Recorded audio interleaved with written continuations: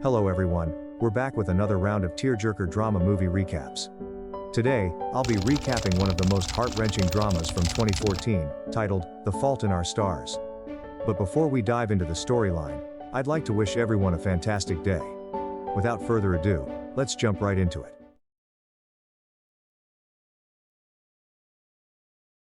This movie begins when Hazel Grace, who is lying on the grass while gazing at the stars.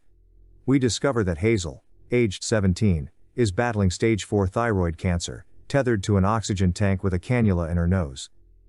Despite her challenging circumstances, she yearns to dream. Her mother Franny, Father Michael, and Dr. Maria coerce her into attending a cancer support group at a church. Reluctantly, she complies, finding the group led by Patrick, a cancer survivor and is now divorced and lives with his parents, but is positive because he is alive. Hazel's mother hopes she'll make new friends, but as Hazel says, the only thing worse than biting it from cancer is having a kid that bites it from cancer. On one of her group visits, Hazel bumps into Augustus in a peculiar manner.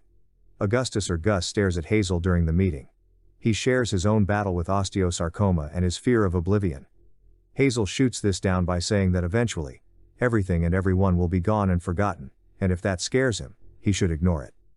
As the meeting concludes, Hazel awaits her mother's arrival, engaging in conversation with Gus. They see Isaac and Monica making out and groping each other, then repeating, "always" to one another. Gus explains to Hazel that this is their way of saying they will always love each other. He asks Hazel her name and tells her she's beautiful. He then puts a cigarette in his mouth, which upsets Hazel because it has ruined her impression of him. Gus explains that he never lights or smokes the cigarettes he puts between his teeth so as to not give the killing item any power, and they conclude their encounter with an invitation to watch a movie. The scene shifts to Gus driving to his house, with Hazel close beside him. He asks her about her cancer story. A flashback reveals that Hazel was diagnosed when she was 13 and underwent numerous procedures to treat it, all to no avail. Her lungs began to fill with water, leading to treatment in the ICU. Eventually, her medication started to show results, bringing joy to everyone. Arriving at his home, Hazel meets Gus's parents, and they exchange warm greetings. Gus then takes Hazel to the basement, urging her to share her real story instead of her cancer journey.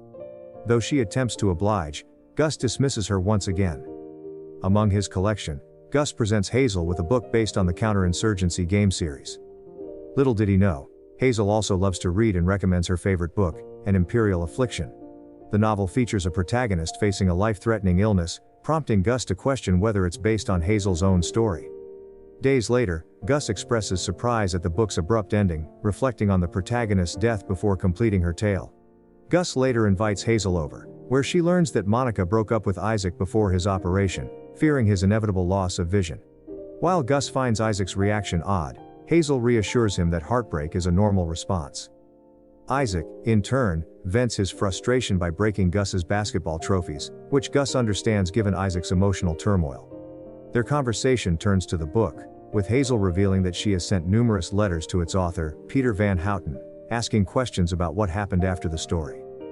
The scene shifts to one evening when Gus tells Hazel that he found Peter's assistant, and receives a response, indicating that there won't be any follow-up for the book.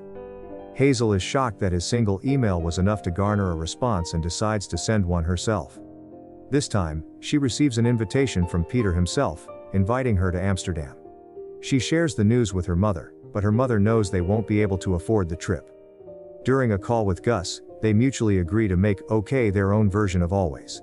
Later, Hazel informs him about the invitation, and he suggests using Make-A-Wish, a wish-granting organization, to assist her. However, Hazel reveals that she has already used up her wish. Subsequently, they enjoy a picnic at a park, where Gus reveals that he used his wish for Hazel to go to Amsterdam and expresses his happiness. However, that night, Hazel wakes up in distress, struggling to breathe. Her parents rush her to the hospital, where Gus waits anxiously outside. After her recovery, doctors inform her that she cannot travel due to her condition, triggering a painful flashback from her past. Devastated, Hazel withdraws and becomes unresponsive to Gus's attempts to comfort her.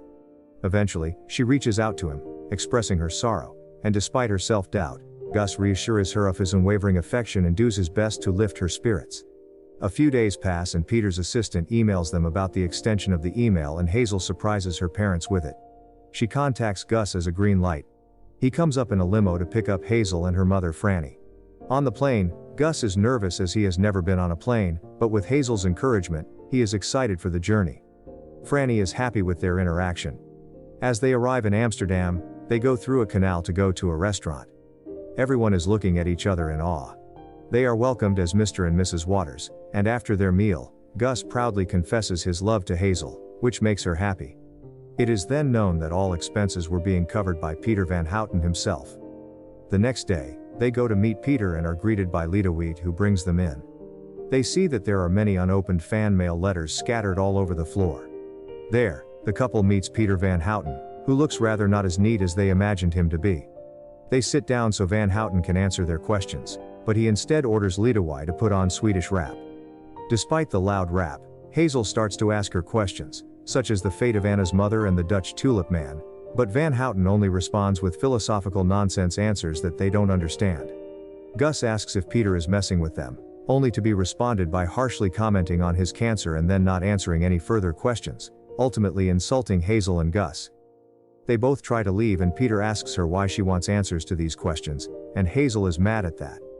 Bittersweet apologizes and instead offers to take them to the Anne Frank house. There are no elevators, so they climb the stairs. On the floor of vocal recordings, Hazel and Gus share their first kiss, and Bittersweet applauds them. Returning to their room, they make out for the first time, and as a gift, Hazel left a teasing yet humorous artwork for Gus. On their last day in Amsterdam, Hazel and Gus have breakfast with Franny before walking alone together.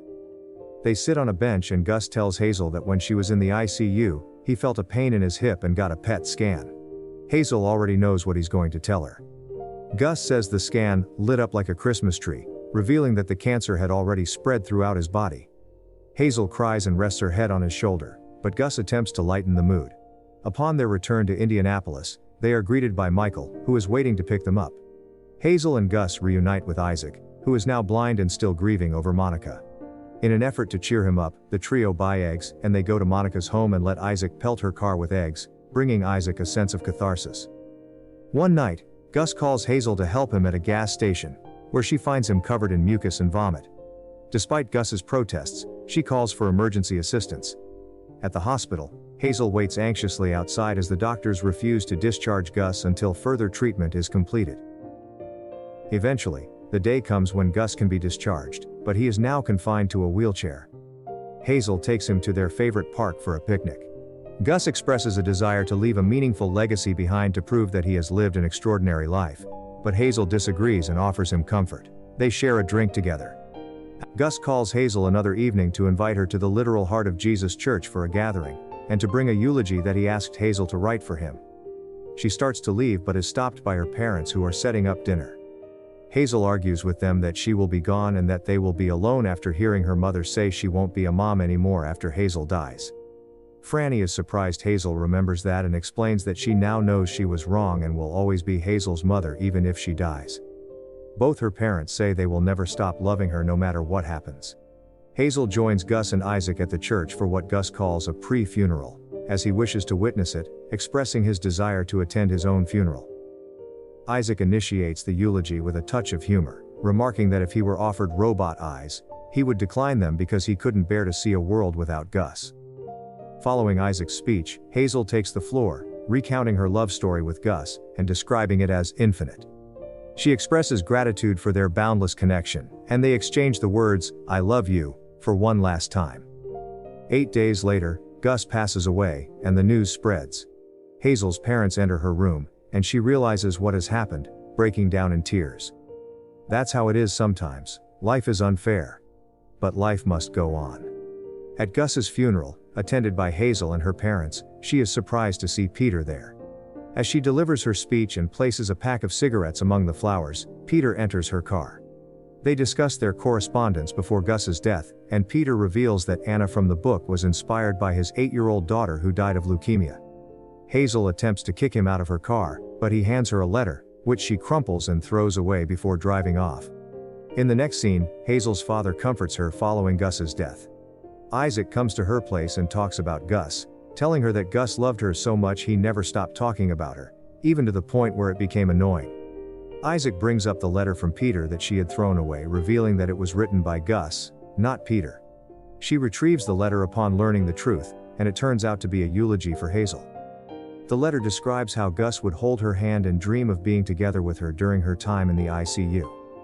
He always found Hazel beautiful and believed people could choose who hurt them, expressing contentment with his choice. He only wished that Hazel would like him too. The letter ends with, "Okay, Hazel Grace." The story concludes with Hazel lying on the grass, gazing at the stars, and softly saying, "Okay," as the movie ends. If you enjoyed our recap, be sure to like and subscribe to our channel for more tearjerker and amazing movie recaps.